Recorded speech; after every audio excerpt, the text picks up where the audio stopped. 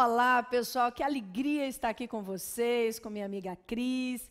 E no Jus News de hoje, nós vamos abordar um assunto muito interessante e polêmico, envolvendo o direito constitucional, o Estatuto da Criança e do Adolescente. O caso que a Cris vai contar melhor já já diz respeito a uma adolescente que foi internada no hospital pelos pais, mas os pais não autorizaram a transfusão de sangue. O hospital, por sua vez, também não a realizou e a adolescente acabou falecendo. Conta mais aí, Cris. Então, Flavinha, pessoal, bom dia, boa tarde, boa noite, boa madrugada. E esse caso diz respeito a um julgamento bastante recente do Superior Tribunal de Justiça, que foi o HC 268459. Qual foi a situação envolvida no julgamento desse HC? Os pais levaram a filha até o hospital para tratamento, porém, chegando no hospital, foi percebido que o tratamento adequado e eficaz para preservar a vida dessa adolescente, Flavinha, era a transfusão de sangue. E os pais, por uma questão de crença religiosa, negaram a possibilidade. O problema todo foi a conduta do hospital.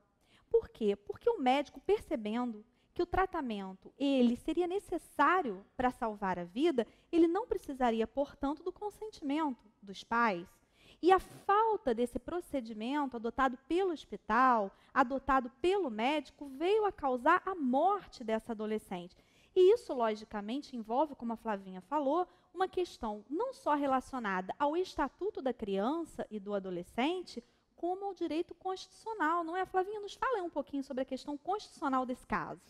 Bem, com relação ao adolescente, a Constituição é muito clara, os artigos 226 e 227, que a família é um assunto importantíssimo para o Estado e que é dever do Estado, da sociedade, da família, proteger a vida, a saúde do jovem, do adolescente e da criança. Em termos de menor de idade, a jurisprudência tem se firmado no sentido de que a família não deve preponderar na decisão final sobre a vida daquele menor, que também deve ser defendida pelo Estado. Mas o tema continua sendo polêmico, por quê? Porque ele mexe com a dignidade da pessoa humana. Ou seja, a dignidade da pessoa humana permite que se façam as escolhas existenciais.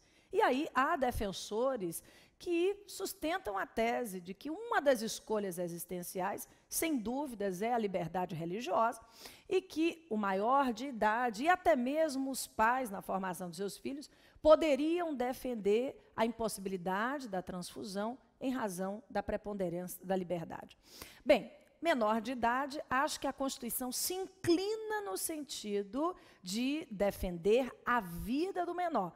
Agora, esse caso também nos traz a questão do maior de idade, Cris. Aquele que é absolutamente capaz, consciente das suas decisões. Aí a doutrina é também muito controvertida. Por quê? Porque aqui nós estamos diante de uma manifestação da dignidade, que é a liberdade existencial, e, de outro lado, da vida, né? Aí alguns autores dizem a vida sempre deve preponderar, o médico sempre deve realizar a transfusão, e do outro lado há quem diga que essa visão médica mais paternalista, não é? A fase antiga em que o médico decidia o tratamento, o médico só fazia salvar vidas, é uma visão um pouco mais antiga e que deve ser levada em consideração a questão, não é, da manifestação da vontade plena daquele que é absolutamente capaz. Fala aí, Cris. Turma, é claro que essa decisão do STJ diz respeito a toda uma análise também atinente ao que eu chamo da tríplice base principiológica que rege o Estatuto da Criança e do Adolescente. Por isso que a questão não é só constitucional, né, Flavinha? Sim. Em que pese o grande peso da Constituição nessa análise de ponderação entre o direito à saúde de um lado e a convicção religiosa de outro. Essa tríplice base principiológica, ela é formada pela doutrina da proteção integral, fruto da Convenção Internacional dos Direitos da Criança, da nossa própria Constituição Federal, e que ganhou força no Brasil com o advento da Lei 8.069/90, que é o ECA. Essa doutrina da proteção integral faz com que, Flavinha, crianças e adolescentes passem a ser vistos como sujeitos de direitos, rompendo com aquela antiga doutrina da situação irregular que regeu o segundo Código de Menores, que foi a Lei 6697 de 79. A questão envolve ainda o chamado princípio do melhor interesse do menor, que, aliás, foi citado expressamente no julgamento do HC, e absoluta prioridade.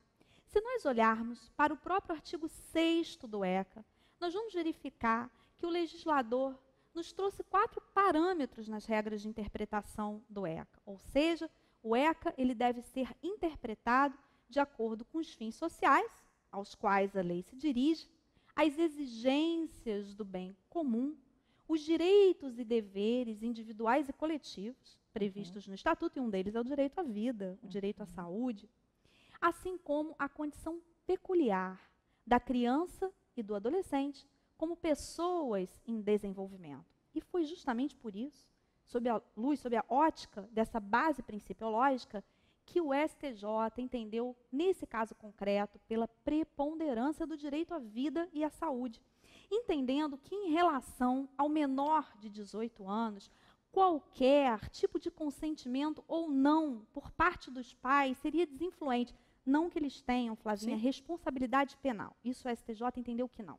Porque, afinal de contas, eles levaram a filha até o hospital. Então, eles não omitiram socorro e nem provocaram a morte dessa adolescente. Porém, o médico tinha a obrigação de realizar a transfusão de sangue. Esse consentimento por parte da família não seria necessário. E aí sim, em termos, inclusive, de uma responsabilidade, o médico a teria. O médico que nos termos, falando um pouquinho do direito penal, nos termos do artigo 13, parágrafo 2º do nosso Código Penal, é agente garantidor.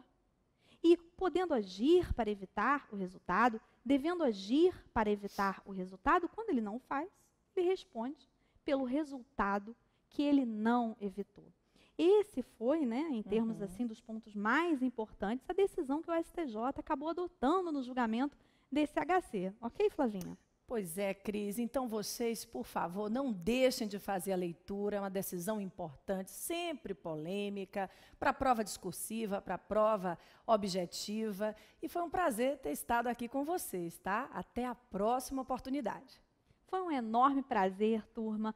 Leiam realmente o informativo e o julgado com atenção. Até o nosso próximo Jus News, E beijos no coração.